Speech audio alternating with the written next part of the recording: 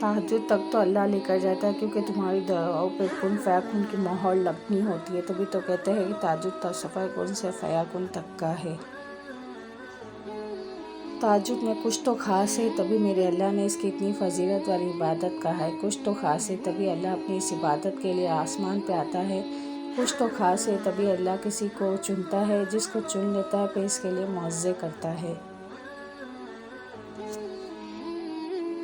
تہجد کی خاموش صدا، زارا زارا بہتے آنسو کو وہ کبھی ضائع نہیں کرتا۔ جب گزارش لاڈلی عبادت میں کی جائے تو لاڈلے کی دعا کہاں ادھوری رہ سکتی ہے۔ کائنات میں جو بھی کہے پھر وہ ہو کر رہتا ہے، جو اس کا بندہ اس سے مانگ لیتا ہے۔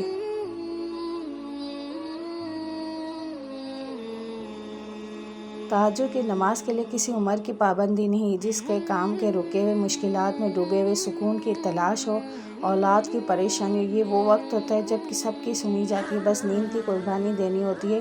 اس رب کو راضی کرنے لگ جانا بندے کو بہت قریب ہے، قریب ہو کے وہ حاجات بھی سنتا ہے، بس عمل کرنا پڑتا ہے، قربانی دینی پڑتی ہے۔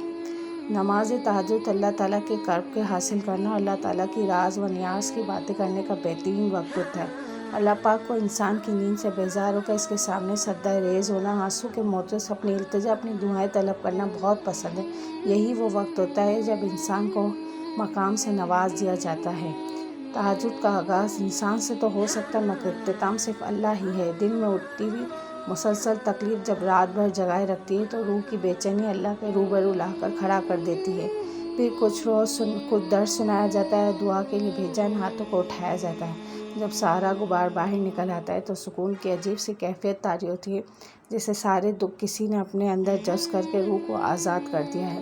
اللہ سے کہی گئی وہ ایک ملاقات، وہ ایک گفتگو ساری الجھنیں سلجھا دیتا ہے۔ پھر مجازی دکھ نہیں بلکہ حقیقی محبت سونے نہیں دیتے، پھر رات کی نیند اچھی نہیں لگتی، پھر اللہ سے ملنے کی طلب رہتی ہے، پھر دنیا کی خواہش ختم ہو جاتی ہے اور عرش والے کی لت لگ جاتی ہے۔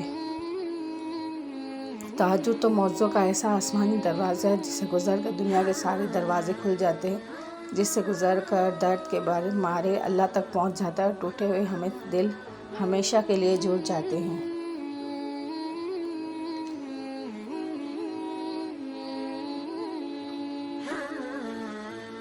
تہجد اللہ کی طرف سے دعوت نامہ ہے۔ جب اللہ کو کسی سے ملاقات کرنی ہو اور بات کرنی ہو تو اسے تہجد کی لگن لگا دیتا ہے۔ جب یہ سارے جہاں خاموش ہوتا ہے، پھر رات کی تاریک میں اس عالم خدا اپنے بندے سے ہم کلام کرتا ہے، تب یوں محسوس ہوتا ہے کہ جیسے شیرک کی حدود کی توڑتے ہوئے وہ رب ہمیں سما گیا ہے۔ لہو میں عجیب سی محبت کیفیت دوڑنے لگتی ہے۔ پھر میرا رب فرماتا ہے، مانگ مجھ سے میرے بندے، تو نے جو مانگا میں نے دیا، مگر تب اللہ کے سوا کسی کی طلب نہیں رہتی۔ پھر طلب اللہ کی ہو وہ نہ ملے، ایسا تو ممکن ہی نہیں۔ تہجد دل کی لگی آنکھیں لے آئی، وہاں جہاں پہنچ کر ہر غم بے قرار ہو گیا۔ مسکرائے ہوئے جس کرب سے آپ ان آنسوؤں کا ادار ہو گیا، اوڑھ لی اب چادر زبر و زد کی، دیکھی اب مکمل بس سنگار ہو گیا، جو ہر کسی کو سنا دیا کرتے تھے۔ داستان ہے کہ اب خدا کے سوا کسی کو کچھ کہتا ہے۔ دیکھو وہ شخص کتنا پروادار ہو گیا ہے، نہ مانگنے کی کمی ہے، نہ عطا میں کمی ہوگی۔ اس یقین کے ساتھ دعا کا ہر پہلو معجزوں کا حقدار ہو گیا۔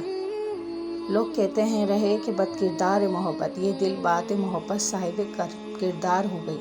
سراپائے گنہگار تھے جو دل، اب وہ محبت سے تہجد گزار ہو گئی۔ کچھ آنسو، کچھ خاموشی کی گفتگو، کچھ آدھے ادھورے الفاظ، کچھ ٹوٹی پھوٹی سی محبت لے کے خدا یہ بندہ آپ سے ملنے کے لیے تیار ہو گیا ہے، لیجیے آپ خدا سے محبت کا مکمل اقرار ہو گیا ہے۔